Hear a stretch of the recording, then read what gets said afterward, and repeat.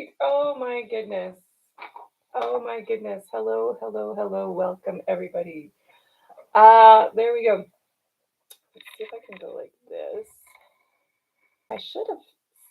That's good. Sorry. Those of you on YouTube watching, I am double live streaming this. So I've got this going through my Bliss-Filled homeschooling Facebook group. And then I'm live streaming this as well on YouTube. So I might be looking kind of back and forth. I might make comments that to either one of you. I might make comments about to the other one really that won't make sense to you, and that's totally fine. Should have grabbed more water. Oh well, let's get the party started. So today, actually, let me introduce myself since I haven't done too many videos yet. My name is Daisy. I am a certified teacher who decided to homeschool her kids, other people's kids, teach French classes to homeschool kids. I have worked with kids with learning difficulties, ADHD, possible ASD. I am a passionate learner. I love homeschooling. I love education.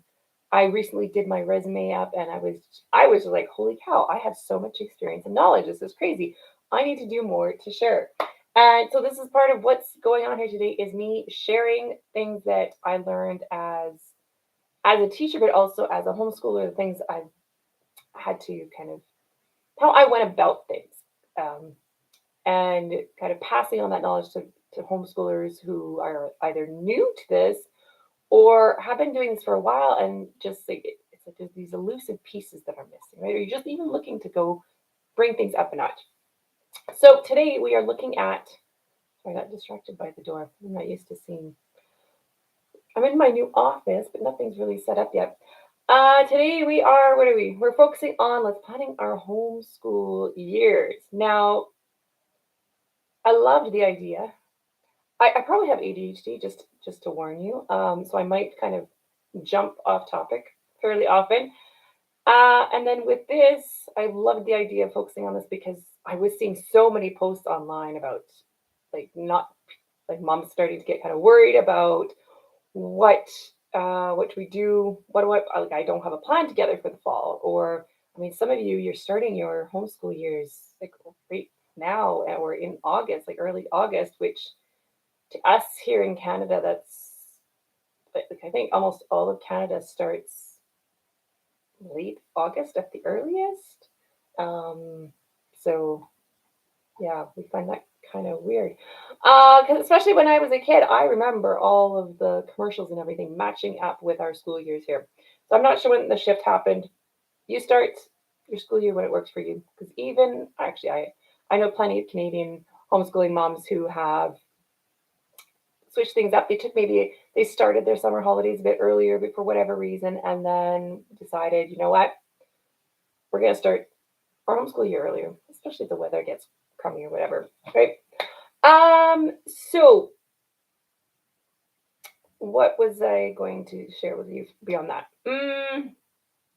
Okay, so my quick story about planning is that when I did my teaching degree, I did courses where we had to like plan for a specific subject. I'm an elementary specialist, so I had to take a course on teaching science. I had to take a course on teaching math. I had to take a course on teaching social studies. Another one on teaching language arts.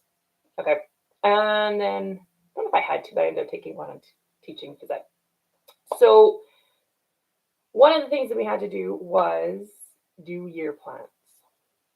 Now, you might think, oh, well, so see, I don't have a teaching degree and I didn't learn that kind of thing. Well, I'm going to tell you that that's how I tried to plan things the first couple of years because that's what I knew. And it did not work for me at all. It didn't work for me. Um, and so don't think that there's one single way to plan your year. And don't think that because you never learned how to do it or were never taught how to do it, that means you can't come up with a great plan for yourself or that there's one specific way you need to be doing this and you should like if you had just been taught more you could do it. No. And my for us like, I love planning. I love planning. And I know some of you out there, you love planning too. And um, and part of the problem can be we love the planning aspect, especially those of us with ADHD who love planning. We get this dopamine kick from it, but then we may struggle with implementing the plan, or we just had the dopamine coming up with the whole plan without it stopping and really thinking about if it made sense in any way. So that was one of my problems. I loved all these different ideas. Like, oh yeah, let's do that, let's do that, let's do that, let's do that. But then when it came time to do some of this stuff, I went, I don't want to do that. The kids aren't actually going to like doing that. Well, like, mm. Yeah. So that was one of my problems. If that's one of your problems, do let me know in the comments. Like having that trouble of getting it implemented, or just going, like, once you go see the plan, you're like, I just don't even want to do this anymore. I like the planning part. I don't really like the doing the plan part. What else? What other problems do I have? Oh yeah, it's like, here's the thing. Well, we will get into this, and this is part of planning your year out in a way that is going to work for you, is to always connect back with your goals. Your like, and I don't mean finishing a curriculum. That's kind of a sub goal. That's a goal that's not the big goal. We want the big picture goal. What is it that you're trying to accomplish?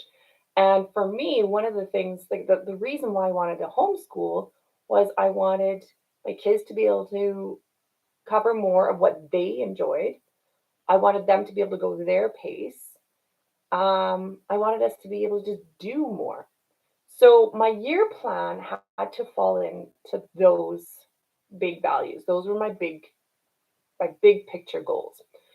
And some of the things that I was picking were not, like, maybe they were things I was enjoying at the time that I picked them. And then once we got to them, I didn't want to do them anymore.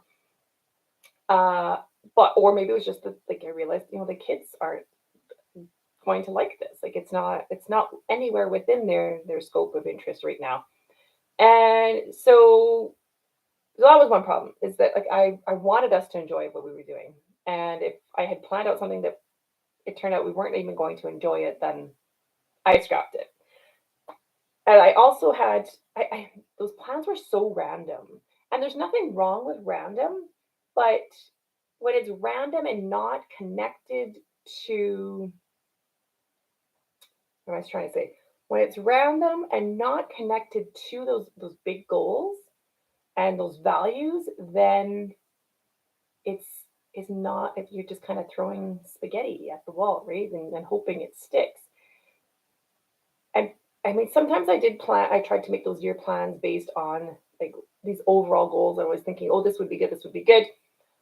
But then there was another problem, right? We get caught up in this would be good, this would be good, this would be good, this would be good. Well, there are more things that are good that we could do than we could possibly do.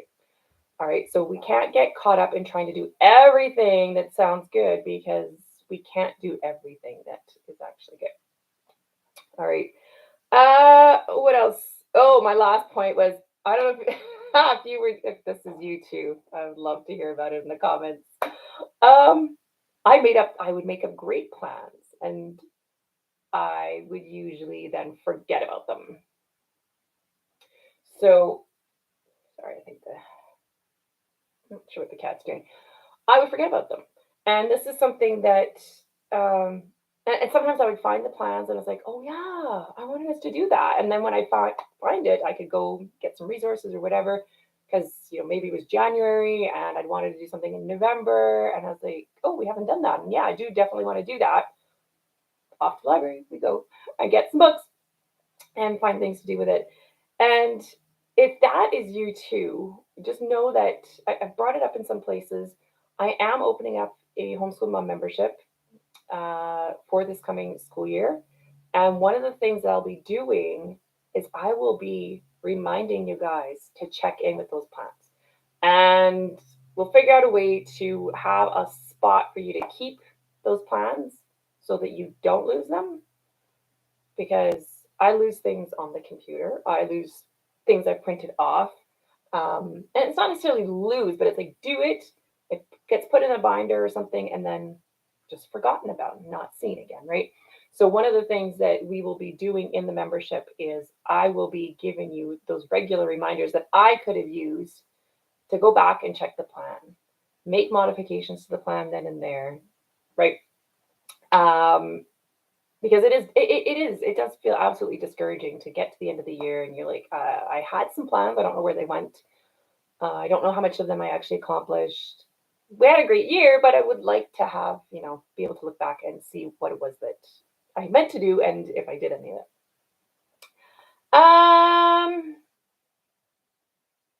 All right. So I had a whole bunch of ideas and I didn't write them down, and that's fine. So I hope you guys have actually paper and pen handy because you do need to do some writing for this. I maybe should have put that in the description. You do, right? I don't expect you to get your whole plan done today.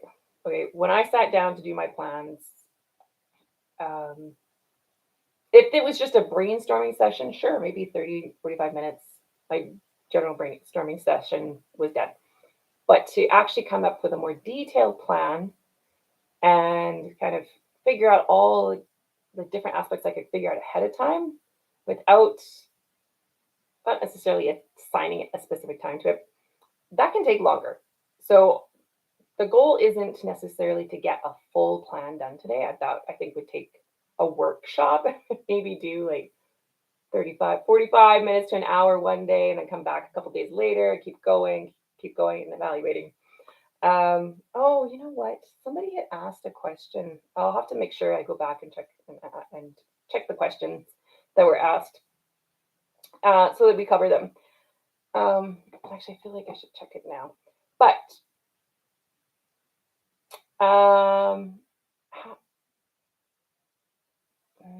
this is so different from me doing lives in the group, in normal lives in the group. So I've got things down here, and it's like, you know what? I think I want to scratch that. No, I'll bring it up back. So tell me in the comments, like, what are your struggles when it comes to planning out your year? Okay, what is it? I don't know if we top chat. What is it that messes you up, or what is it that you feel later on to do with your plans? Does that make sense? Like, what's your difficulty with planning your homeschool year? Uh, Things that I've seen from moms over the years have been things like there are so many choices, just narrowing it down. Just like they don't know. So many are stuck in should. Some of you know I'm talking to you.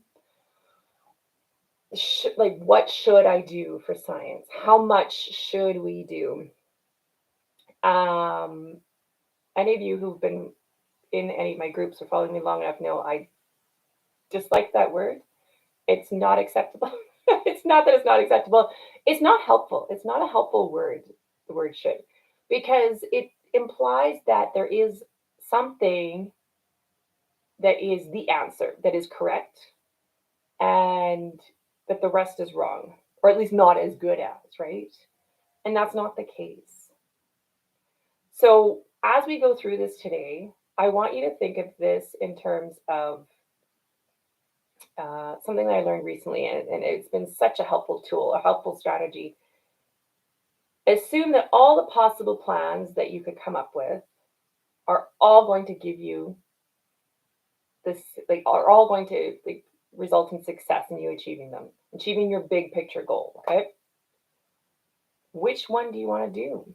Which one appeals to you most? Like that's when we take off the should, it actually makes it so much easier for us to make any decisions. All right.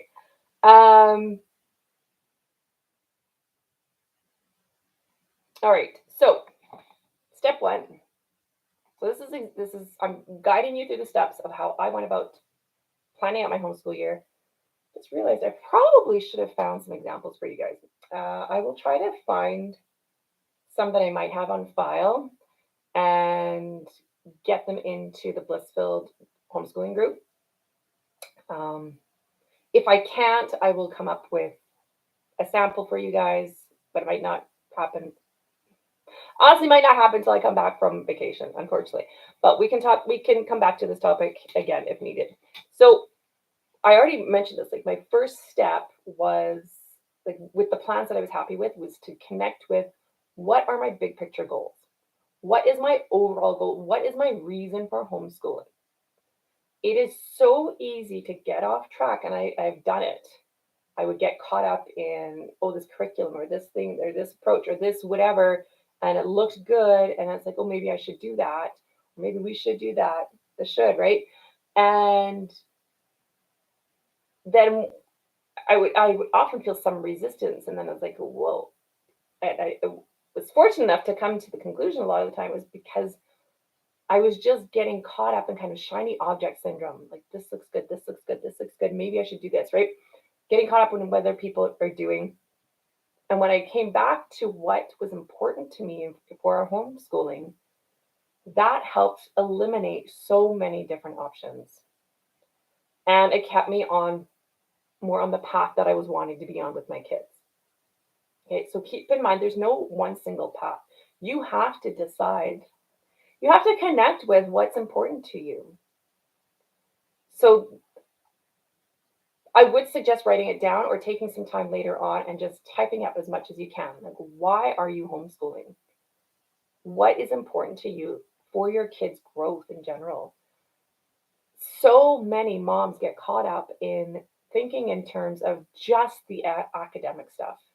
You are educating your whole child, okay?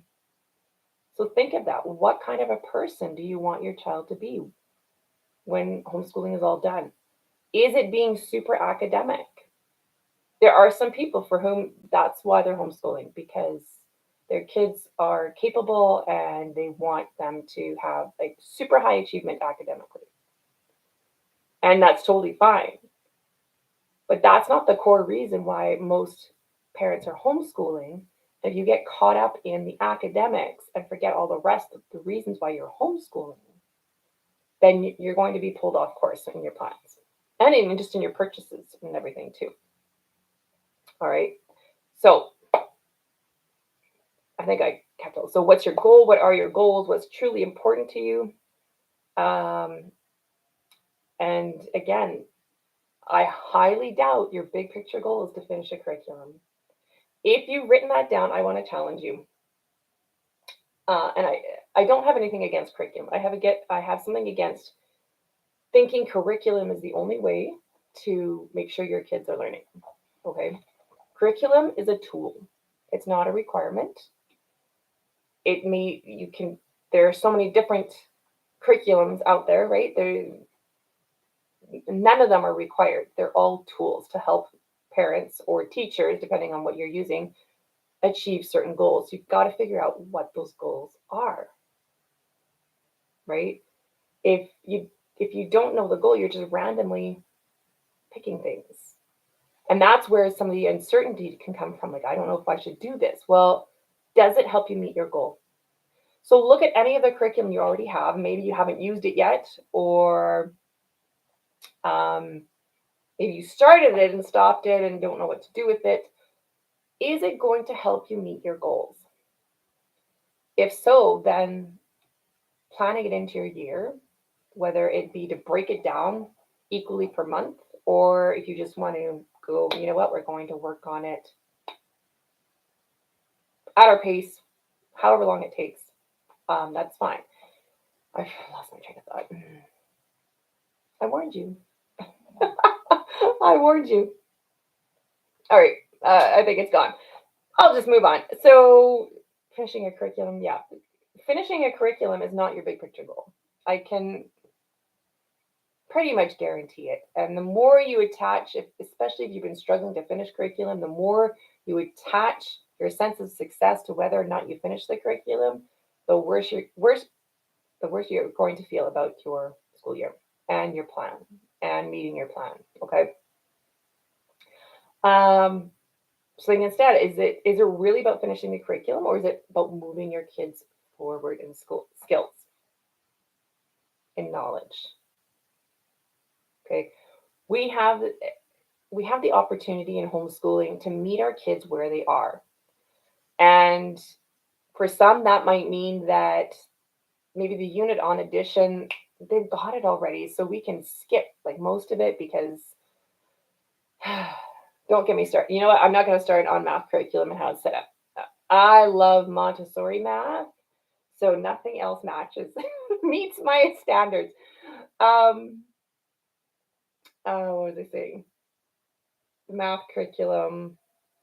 Be nice if I had other people here to kind of tell me what was I talking about. The math curriculum. Uh, moving them forward. Okay, so it is totally fine to take a math curriculum, break it down over a year, and put in like a template, a planning template. Like, okay, so in September, this is what we'll do. In October, we'll do this. In November, we'll do this. December, we'll do this. Okay, break it down over pages. But just keep in mind, our kids are individuals. So while it works theoretically to break it down that way, it doesn't mean that they are going to be able to progress that way. And we have an opportunity in homeschooling to let our kids progress at their pace, whether that's going ahead or whether that's taking the time that they need to work through key skills. And I am saying key skills because a lot of programs have extra work and stuff in them that they don't need to be doing. Okay. They don't need to be doing it. That is something too we'll cover in the homeschooling membership. We'll have regular times where people can bring up like questions that like that, like how much do they need to be doing. For me, it's always about moving our kids forward, and I encourage parents, well, homeschooling moms mostly, to focus on that. Focus on the moving your kids forward. Don't worry about the catching up because if your kids are able to catch up, they will catch up. Okay, the concept will be there and they will fly through it. You can't really catch like that's a whole other topic. Let's just get back to the planning. Okay, is it so back to the goals? Is it to move at their pace? Is it to help your kids love learning? And maybe you've had them in school and you've pulled them out and like they don't even know how to go learn something on their own anymore. Like think about what your big goals are and get them written down. If you have some ideas right now, write them down super quickly, just some notes. If you have a laptop on the side, type them up. Okay. That is so like I said, it's so important to know, and this is your guiding system to where you're going for the year. When you've got your guiding system in place, when you know what your kind of final outcome is, what your final destination is, it's going to make all the other parts of your planning so much easier. All right. Was that all I did for notes? I didn't plan. I did not get a chance to plan as much as I'd hoped. Okay, so we get to plan on the fly. But I don't have paper. Any paper. I cannot plan. See, I am a think on paper kind of person, or think in typing kind of person, and I lost my pen. I had a pen. I know I had a pen because I wrote down notes. So, the way I went about planning my school year, again, thinking about the big goals, and thinking about the big goals for my individual child, right? Or for the individual child. So I homeschooled both of my kids, and then I homeschooled 3 kids from other families. And I planned the science and social studies typically as a group thing because why not? It gives us the opportunity to do things together. It means that we don't have to have a whole bunch of different activities that I'm trying to organize for different ages. Honestly, yeah, if you can do science and social studies together, do it. I know some people are kind of constrained by what their government, like whether it's provincial or state, I guess it's just state government, requires of them. Lost my train of thought again. Ah. Anyhow, oh yes, so I know some of you have to cover certain things. My suggestion there is if you don't really like the topics, figure out or work with me on planning, like what's the minimum you need to do to cover those topics so you leave room to cover all the topics you would like to cover. All right. Okay. So let's say I'm sitting down to plan out my school year. I'm thinking about my kids. I'm going to start. So I've started thinking about what is my big picture, right? And then I need to think about where are my kids in their skills and in their interests. That's how I go about planning, okay? Because that my focus was more Montessori and everything. But part of my focus too is like, where are they? What is it that they need to do next? I don't, I didn't really plan language. Well, no, how do I explain this? Today, we are not going to be planning out September, we're doing this, October, we're doing this, December, we're doing this, January, we're doing this. This is not what we're doing. We are looking at figuring out some goals for our kids, not necessarily goals. What's the next step? Where are they heading? What do we need to do to help them there? So let's say I've got Billy who's 7. Okay, I'm gonna write this down. I got Billy who's 7. He's just started reading. Like he's just reading, like not even Cat in Hat. Cat in Hat is a little too hard. So I'm going to think in terms of okay, well, for reading this year, what can I do to help him? All right. Well, I know I have this reading program, so I'm going to write that down as a resource. And then I would like to get him writing a bit more, but I know his hand, like his fine motor control isn't fantastic. So maybe instead of having him write a whole lot, we'll do some more motor control activities. So I'm just writing these ideas down, right? Motor control or fine motor control activities. And I know Montessori has lots. So I'm going to write a note of Montessori activities. Like to go look at Montessori activities. And then he really likes that I read to him. So I'm going just to go make sure to have one-on-one read alouds. He loves it when I just read to him one-on-one. So I'm going to make sure I have put that down in my notes, okay? Have one-on-one read alouds. Whoops, I just put have one-on-one read alouds. Okay. That is all I need, really. Well, okay. Maybe it's all I need for a plan. Let's see. Okay, what's going on in my brain though is that I know that I'm going to be going to the library weekly, maybe every other week, now and then. So every week or two. And at the library, he has to get 2 books. Or he has to pick at least 2 books. At least 2 books. And then I am going to pick, I'm just going to pick whatever I want that I can read with him or to him, or encourage him to read, right? And there we go. There's his language arts plan for the year. If I had a curriculum in there too, like maybe Evan Moore is the one that comes to mind. Evan Moore has a bunch of books I actually really like. But you have to be careful when you're ordering from Evan Moore that you know what it is you're getting, because a lot of them are just support things. They're not meant to be full curriculum things. And I know lots of homeschoolers will use them as full curriculum things, and they're not really designed to be that. So there's my language arts plan. All right. Now let's say for science, there's him. Now let's say I've got a 10-year-old I don't know why the name Natasha came to mind. Let's call her Natasha. All right, so I got Billy and Natasha. So for science, Billy is really into insects right now, but I know Natasha's not.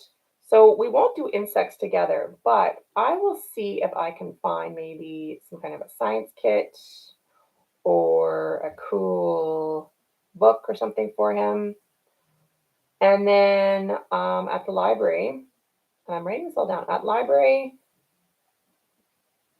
pick some insect books each time. And this is honestly this my son was into this. So I am basing this completely off of experience here. I just kept finding more and more books because that's a fantastic way for kids to learn. We get so caught up in thinking they need lessons, they need lessons, they need lessons. They just need exposure for a lot of these things. For hundreds of years, people learned primarily from books. I mean, like hundreds and hundreds of years. Like those who were educated learned from books, not from fancy educational resources, not from people teaching them everything directly, from books. Okay, so pick some library books each time, or insect books each time. Um, and then you know what? I remember seeing Insects of Alberta. I'm going to put buy in capital letters here and underline it so I remember to buy it. Buy Insects of Alberta because I think he's going to love that book and it's going to be such a handy book to have. Now, do I need to be doing anything with that Insects of Alberta book? No, not really. I might put it on display. I don't have to be doing lessons. Okay? The lesson will come from us going outside and finding a bug and wanting to look it up. Okay? So that's for him. Oh, so let's see. I'm going to put Billy next to those notes. Natasha's less interested in science, just kind of random books there will be fine. So now let me think. I'll just put Natasha, random stuff. And you know what? We do have the National Geographic magazine National Geographic Kids magazine that she still reads every week or every month. National Geographic Kids. So that's some great science stuff right there too. So I would like to do something as a group with them though. What's interesting to me? What do I want to do? Well, you know what? And here's the thing. Some years I simply went, I don't have any plan. And you might call it winging it, but basically what I did is I used the library or Scholastic. Homeschoolers, hello, both in Canada and the US, you are allowed to run your own Scholastic book club and get the school pricing. Here in Canada, we don't pay GST on them. And what's the other thing? Oh, you collect points. You can get free stuff with the points. You're not going to earn points necessarily very quickly because there's only so much you can buy compared to how many books a classroom of kids can buy. But you are allowed to have your own Scholastic account, your Scholastic teacher account. So a lot of time I did simply, part of my weekly planning process was, what have we been doing in science? Do we need something new? What do we have that we haven't used that we could maybe do something with? Or is there any particular interest any of the kids has that we could kind of dive into right now? Sometimes though too, I would just go like, okay, I have no idea what I want to do. I don't like, let me go see. I would look in the Sunlight catalog for ideas like topics, science topics. I would go look at our provincial curriculum for science topic ideas.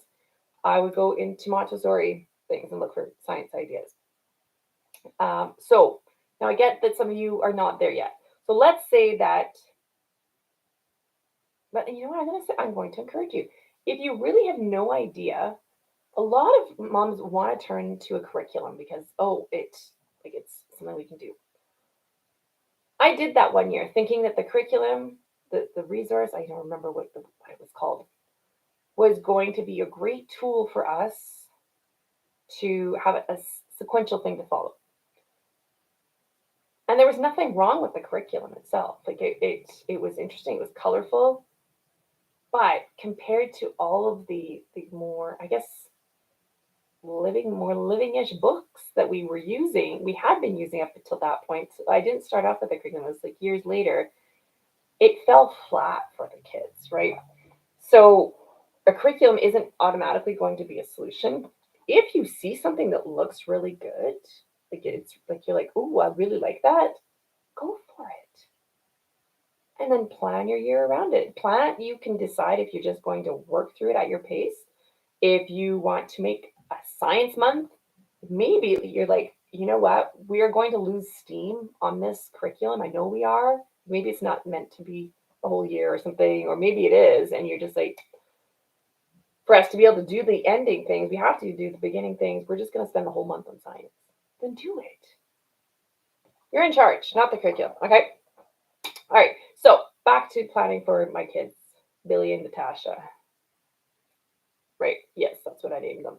So let's say I went into Charlotte Mason and I'm reminded of, I don't know, maybe I should do this.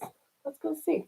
I like using the Ambleside online site, Ambleside online, and by subject.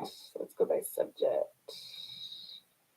Let's go science. Now, there's nature study that we could do, but that doesn't, you know what? No, I'm not going to plan nature study this year. We're just going to wing the nature study. I'm going to go see. Um, Just talking about living books. You know what? Let me find a year to pick.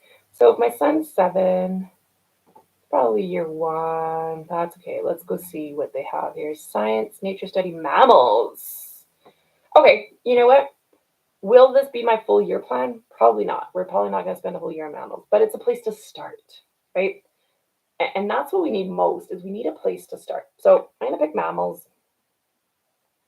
And then you're going to be like, well, Daisy, but what are we supposed to do with the mammals? Well, let's brainstorm. What are some ideas of what we could do with mammals?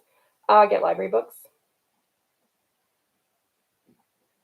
We could look at mammals around the world. Like how are they different? Like special exotic mammals. I realize that's going to be different in every country. If any of you are in Australia, for example, the kangaroo probably doesn't seem too exotic to you, but it seems exotic to us. So, get mammals, habitat, all the usual thing. And if I don't know all this stuff, you guys, Google's your best friend. Okay, let me pretend I don't know.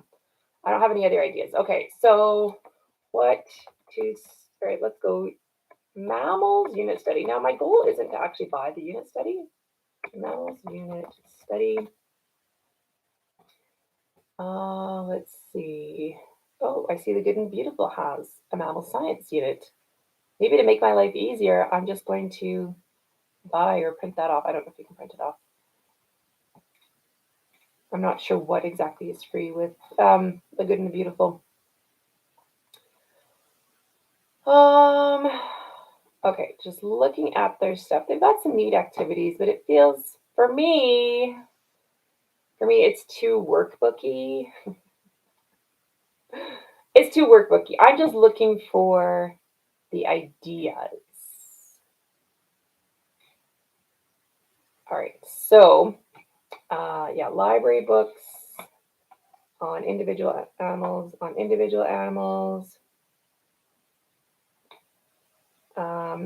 just an idea, we could maybe do lap books or posters. And then, you know what? I'll put a note here. Look up questions for mammal study. And instead of putting that in my year plan, I'm just going to look up questions for mammal study or mammals project. And I can find all that later, right? We're not trying to spend a gazillion hours coming up with a fully detailed plan because you're not going to follow it all. The chances are you're not going to follow it all. I saw some, was it last year? She had every week planned. She wanted to know. She was looking for, it was her first time homeschooling, and she was looking for somebody to provide her with like sample of their first like 12 weeks of school.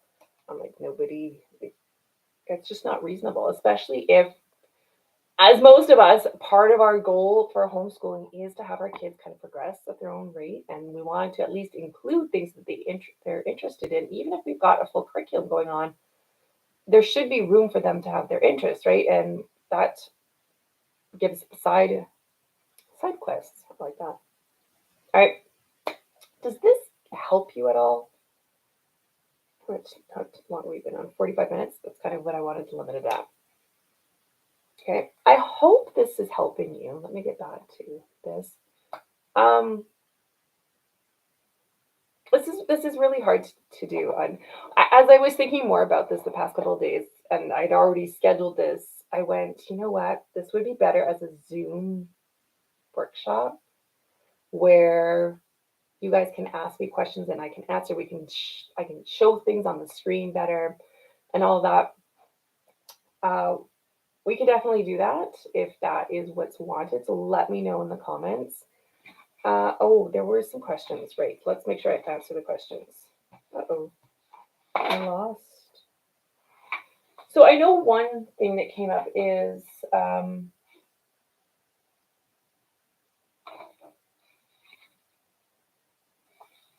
what is this? Goals, values, and product, resources, and activities will help you get to that. Oh, okay, yeah. Sorry. In terms of planning science too, I would also list out like what are some possible field trips we could do that are connected to mammals. The zoo.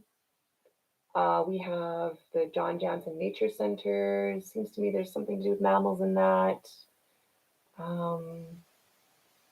There's probably some like, video series or something on mammals that I can look up too. Right. Now, just a second here.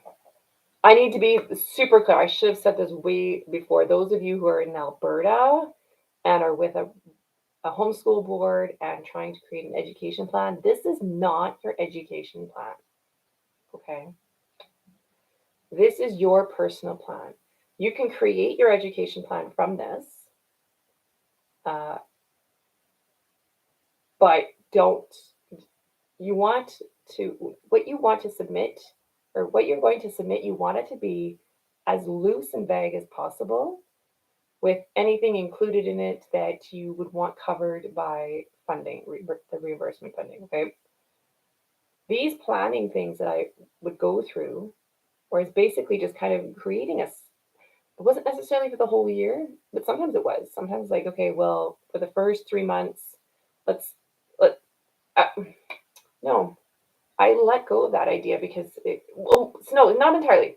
I would go through and look at the year and see, well, what are some key things going on? Of course, you've got Thanksgiving, right? For us, it's in October and Halloween. So just in my mind, I already knew that. So I'd make sure we get some things for that. There's Christmas, there's Easter, so there's all that. When I learned of Commonwealth Day, I found some resources for us to do. Like we spent like 1 day or two on Commonwealth, learning about the Commonwealth. So you don't have to have everything figured out ahead of time. Make your plan. This plan, okay. The plan is not necessarily, this is what I'm definitely going to do. It doesn't have to be. Okay. And this is going back to one of the comments or questions was that, being kind of afraid to start with anything because you don't stick with it. And for those of you who have ADHD or you have kids with ADHD who, they start with it and then it fizzles out really quickly, be aware that that is normal. And It's not a moral failing or a character failing for it to fizzle out and you want to move on to something else. If you're looking at all these other people who just stick with this, like they've got their plan and they just go through, that's great for them. If it's not working for you because you're not interested in that thing anymore, then so be it. Accept it. It's okay. All right. It's not a moral failing to have your interests change. It's not a moral failing for your kids to be all gung ho about something and then suddenly they don't want to do it anymore. You didn't do anything wrong. Be aware that that's normal for so many of us. And when you're aware of that, you can maybe accept it more, that it's totally okay to then have to come up with something new. Maybe you're just bored and you don't have anything for afterwards. Like maybe like I've done, I just have some general ideas. Normally what I would do though is I would come up with a whole list of ideas of different things we could do. And for the first while I could still find the ideas, I would refer to it and go, oh yeah, let's do this. It wasn't like, oh, we have to do this, we have to do this, we have to do this. And you might find that like a curriculum that you find, or some science kit or something, like some resource that you find like is awesome and everybody's enjoying it at first, and you just after a bit you just can't get yourself to keep going with it. It's okay to stop. That you don't get brownie points or bonus points or rewards or anything for seeing it through, even though nobody's interested in it anymore. Because if everybody's resisting it or they're just not interested in it, they're not learning it. All right, most of the time, because we need that dopamine. And if you have ADHD kids specifically, dopamine is harder to keep in the brain for them, and the levels needed are harder to keep in the brain. But everybody learns with the dopamine going. Like the dopamine has to be there. And when it's not, they're not learning. You're just pushing yourself through busy work, basically. Yes, it's good stuff to learn. But like I said, there's a world full of things for you to learn. Be aware that, yeah, the chances are you're going to lose interest. And that's okay. And when that happens, if you have your list of ideas, or you sit down and work out a new list of ideas, you've got something new to move on to. And maybe you'll come back to that thing. Maybe you just need a break. Sometimes our brains just need a break from a topic and are able to come back later on. Reality with ADHD, though, is that once you're done with it, you're probably done with it. Even though part of you might be emotionally attached to it because it was good when it was good, you probably won't come back to it, and that's totally fine. All right. There was another question though. Actually, there were a couple of more questions.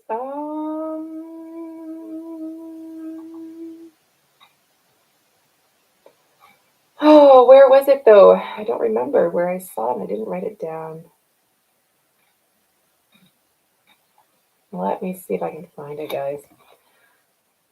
Let me see. I don't see any questions here from the lives. I do see people have popped on. Hello, if you're still there.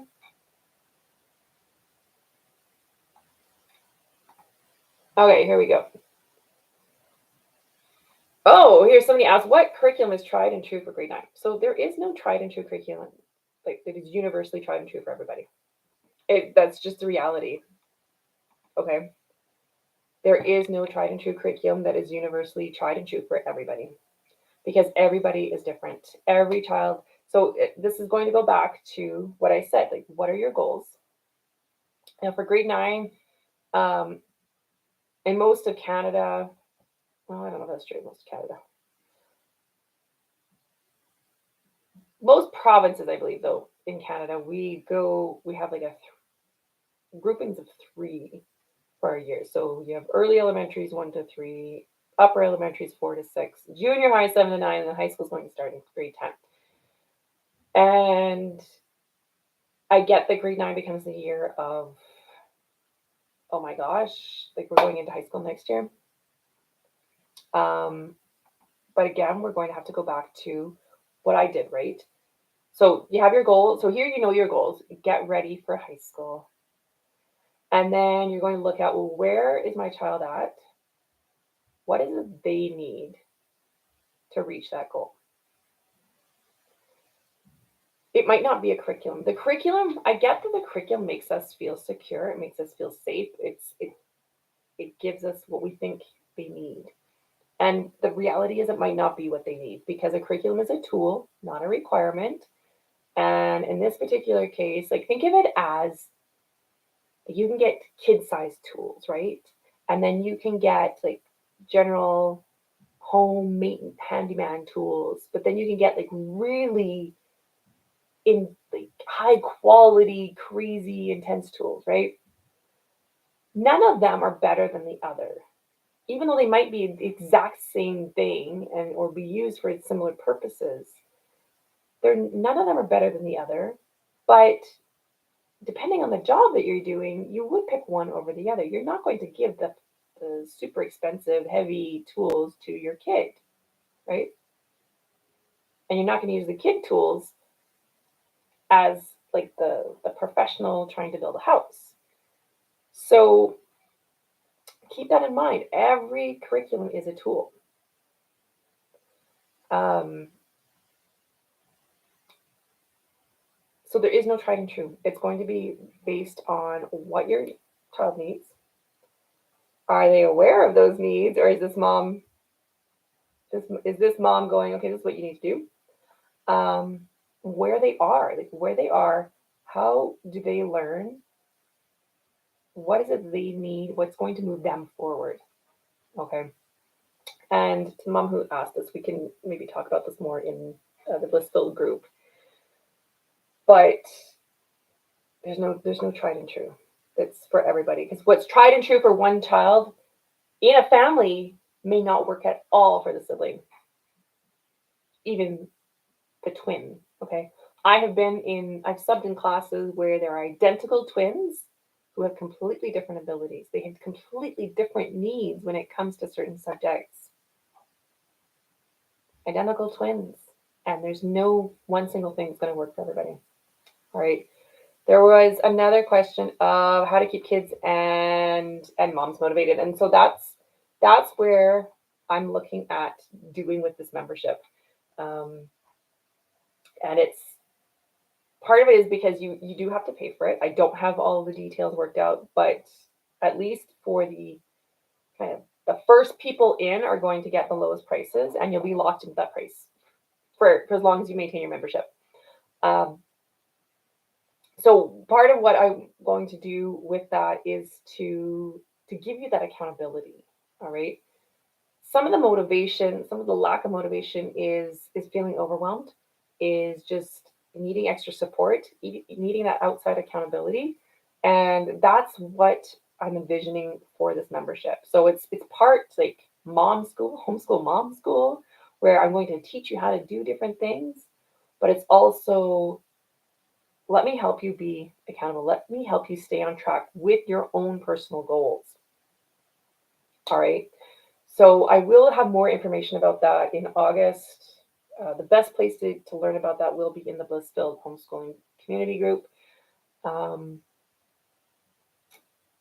I was going to say we're email, but honestly, those of you who've signed up with my email list know that I think I sent one email last year. Maybe sent a couple. I sent like one in May. That was the last one was in May, and then I sent one a couple weeks ago. Yeah, Bliss. Check out if you're watching this on YouTube and you're not in the Bliss-Filled homeschooling community. Go onto Facebook, find it there. The membership, I do expect to have it on Facebook, like the closed group. But a lot of what we'll be doing will be like weekly Zoom calls where we check in with each other. Um, and but there will be me like posting things and reminding people of things. There will be a higher level. Those of you who need a little more hand holding, a little more like kind of that one-on-one, there will be a higher level, like a higher price point, where I will bug you personally a little more. All right.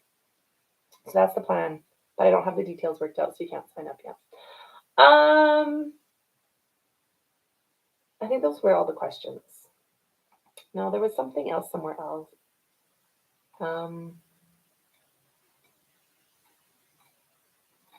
But I don't remember which group or which platform it was on, so that's okay.